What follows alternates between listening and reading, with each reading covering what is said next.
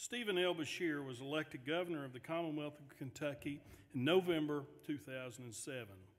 An attorney by profession, Governor Beshear has a long background in public service, having served as state representative in the General Assembly, Attorney General, and Lieutenant Governor prior to being elected governor.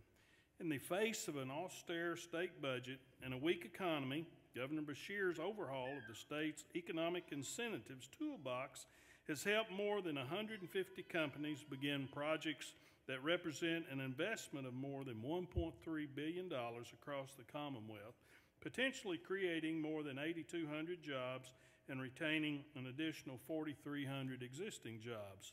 A native of Dawson Springs in Hopkins County, he has a bachelor's degree and a law degree from the University of Kentucky. He has also served as an intelligence analyst in the U.S. Army Reserve, where he also carried out certain duties as Judge Advocate General. Governor Beshear, welcome to here.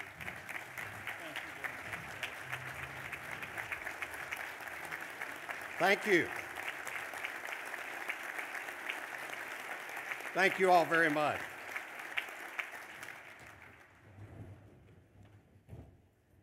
Mark, thank you very much for the kind introduction. I was thinking back to a fellow who held your position for several years, Marshall Coyle, and then looking at Mark, I have figured out the main requirement for being president of the Kentucky Farm Bureau. Gray hair. I get to be governor? I'm going to be the next president of the I've also figured out how you can be a successful president, because you have to have a great partner. And Marlene, you're a great partner, and she's out here with her grandchildren. Let's give her a round of applause.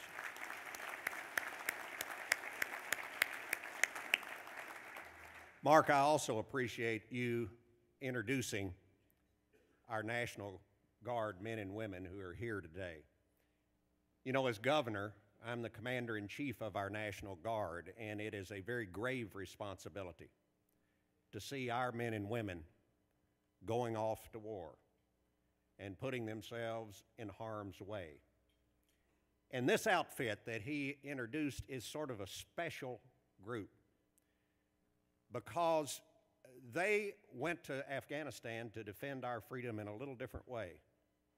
They are the Agriculture Development Team, and they went over and worked with Afghan farmers to teach them how to better grow things and to become more self-sufficient. And I want to say thank you to them again for the great job that they have done.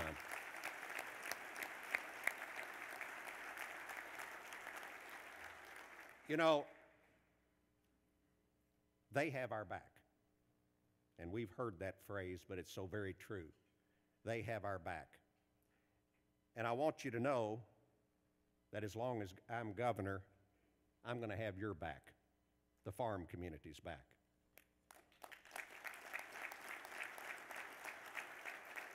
Shortly after I took office, and this is not news to you, the impact of this global recession hit us.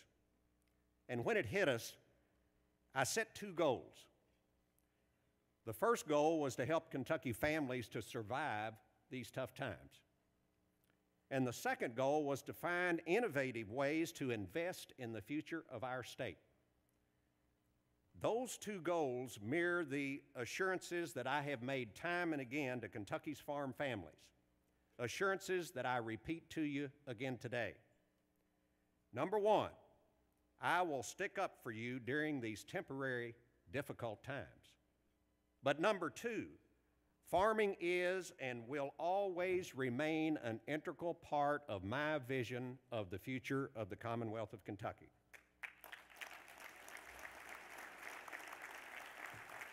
You know, whether you travel along the dusty lanes of Kentucky's rural roads or through the dusty pages of history books and old journals, you know that this state was founded on agriculture. Whatever the crop, whatever the livestock, in some corner of Kentucky, there's a farmer trying to raise it. Our nation's food supply depends upon Kentucky, and Kentucky's economy depends upon you. I get that. I own a farm myself. Now, I don't make my living doing that. I've kind of got another full-time job that I'm dealing with right now. But although I spend most of my time during the week living in the governor's mansion in Frankfort, every weekend that we can, Jane and I get back home to our farm in Clark County to get our feet back on the ground and to get grounded. You can find us there walking the fence lines or doing a little mowing or sometimes mucking the stalls in the barn, although quite honestly, I want Jane to do that as much as possible. I kind of have that job in Frankfurt, you know, every once in a while. But I do understand what you go through.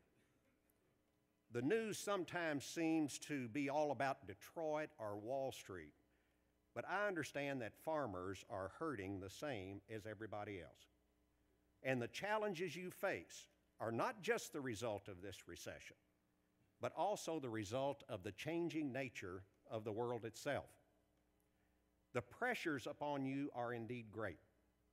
But as governor, and I think you will agree with me on this, I see those pressures as an opportunity for growth, not a reason to shrink or diminish our commitments to agriculture. Anyone who looks at the way we have approached and implemented the Kentucky Agriculture Council's strategic plan for agriculture knows what this administration has been doing.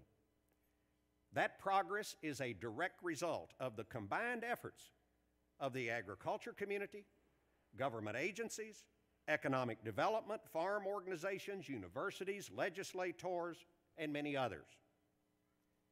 But you know, none of this rhetoric means anything without action. So let me mention a few things that have been going on in the last 2.5 years. The Kentucky Agriculture Development Fund. First, you've noticed that in every one of my proposed budgets, I've kept my commitment to ensure that 50% of the master settlement funds are invested each year in increasing net farm income.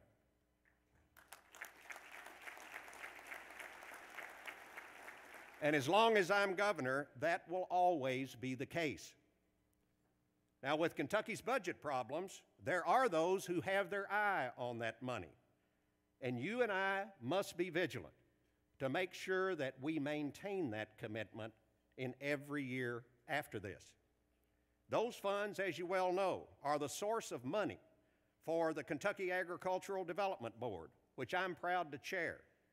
And I've never been more proud of an appointment that I made than when I brought Roger Thomas in to run the Governor's Office of Agriculture Policy. Roger, stand up.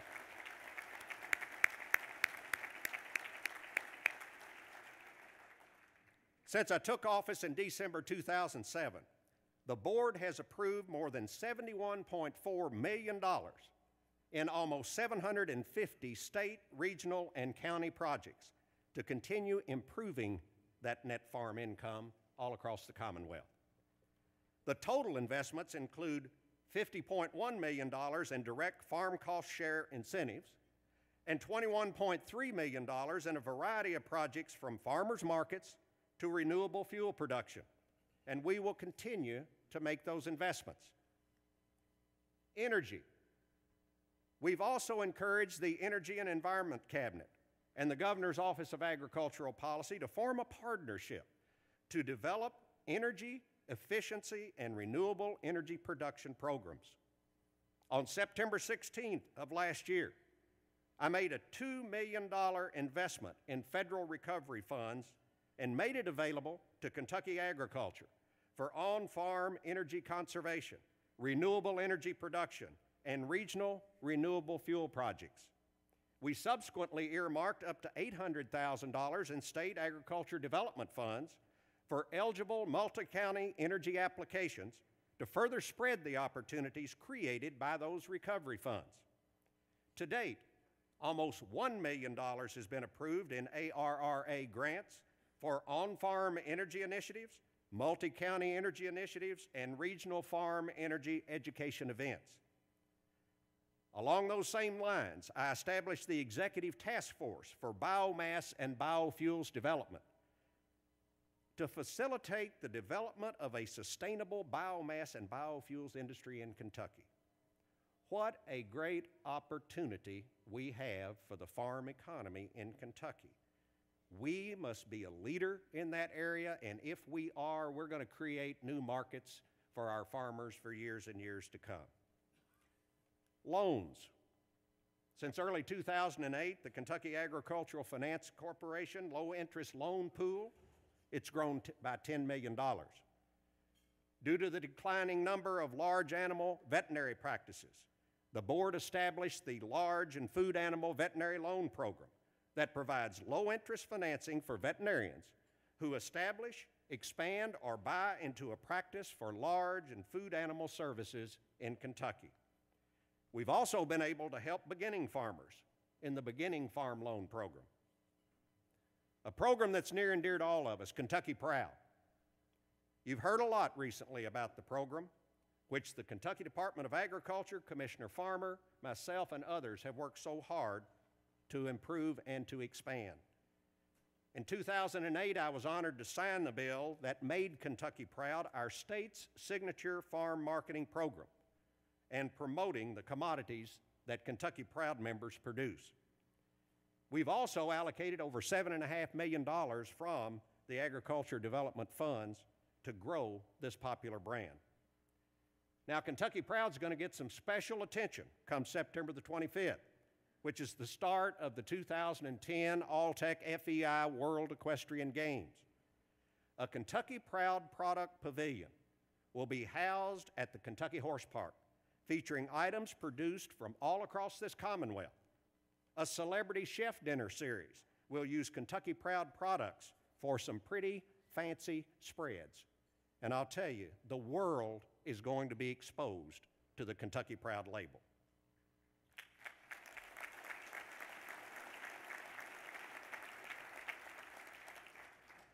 Animal welfare. I'm especially proud of this effort. When I signed House Bill 398, we brought together and enacted the nation's first legislation promoting humane treatment of farm animals and horses. The legislation creates the Kentucky Equine Health and Welfare Council and gives it and the Kentucky Livestock Care Standards Commission the authority to undertake research, conduct public hearings, and collect data to determine prevalent health and welfare issues. These boards will ensure that reasonable benchmarks will be established to provide guidance and assistance for all of animal agriculture in Kentucky. This is critical as we continue to grow our agricultural economy. I want to commend everybody who was a part of that effort, the legislature, everybody who worked on it, but especially Senator David Givens, Representative Tom McKee, for their work on the legislation, and Danny Wilkinson, who chaired the Kentucky Farm Bureau Animal Care Issues Task Force. Would those three folks stand up? They deserve a special round of applause. Thank you. I could go on and on, but let me just close by saying thank you. Thank you to the leadership of the Farm Bureau and other organizations who do so much every day to make sure that Kentucky agriculture moves forward. I want to say one other thing in closing. We are all hearing a lot of loose political talk lately about the need to eliminate programs that provide a safety net for farm families, to shutter the doors of the USDA, to discard the partnerships that have helped this nation's food supply grow and modernize. Some people apparently think we should abandon farmers and leave them to face the challenges of severe weather, globalization, rising cost, and changing technology on their own. Well, my friends, anybody who really thinks that doesn't know much about farming. And let me be very clear, I strongly disagree with those sentiments.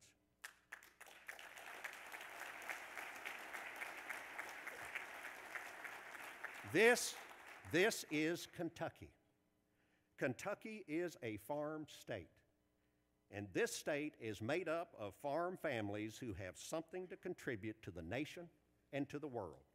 And by golly, this is one governor that's going to continue to help you do just that. Thank you all very much.